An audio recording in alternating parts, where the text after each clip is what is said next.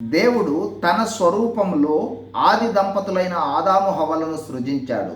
వారిని ఏదెను వనంలో ఉంచి ఒక పండు మాత్రం తినవద్దని ఆజ్ఞాపించాడు. అయితే వారు తిని ఆజ్ఞాతిక్రమ పాపంలోనికి వెళ్ళారు.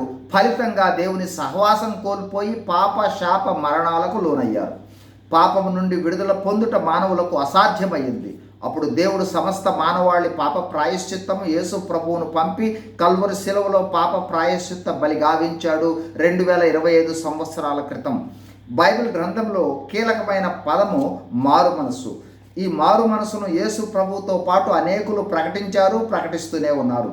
మారు మనసు అంటే పాపం నుండి వెనుతిరుగుట లేదా పాప పశ్చాత్తాపం పొందుట. యేసు ప్రభు శిలువ కార్యము తర్వాత ప్రపంచ మానవాళి 2 గుంపులయ్యింది. ఒకటి దేవుని వాక్యము విని మారు మనసు పొంది యేసు ప్రభువును అంగీకరించి రక్షణలోనికి వచ్చిన వారు.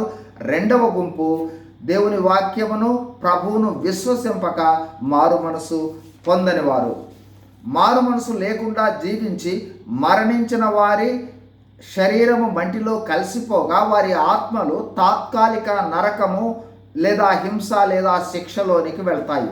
ఈ తాత్కాలిక నరకము ఉండే స్థలాన్ని పాత నిబంధనలో షియోలు అంటారు, క్రొత్త నిబంధనలో హేడెస్ అంటారు. తాత్కాలిక నరకంలో ఉన్న ఆత్మలు అంత్య తీర్పు కొరకు ఎదురు చూస్తూ ఉంటాయి. ఈ అంత్య తీర్పునే ధవళ సింహాసన తీర్పు అంటారు. ఈ తీర్పు యేసు ప్రభు వారి 1000 ఏండ్ల పాలన తరువాత ఉంటుంది.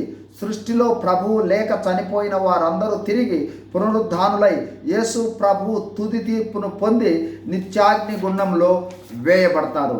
ఇక్కడ ఉత్పన్నమయ్యే మరో ప్రశ్న ఏంటంటే యేసు ప్రభు రహస్య రాకడ అనుభవాల పరిస్థితి ఏంటి అని. అయితే ఇక్కడ గమనించవలసినది, మారు మనసు పొందని వారు భూమి మీద విడిచిపెట్టబడతారు. రహస్య రాకడలో విడిచిపెట్టబడిన తర్వాత కూడా మారు మనసు లేక మరణిస్తే మొదట తాత్కాలిక నరకము, మారు మనసు లేకుండా మరణించిన వారు 1000 ఏండ్ల పాలన పూర్తయ్యే వరకు తాత్కాలిక నరకంలో ఉంటారు. 1000 ఏండ్ల తర్వాత పునరుద్ధానులై తీర్పు పొంది నిత్య నరకము లేదా నిత్యాగ్ని గుండంలోనికి వెళ్తారు.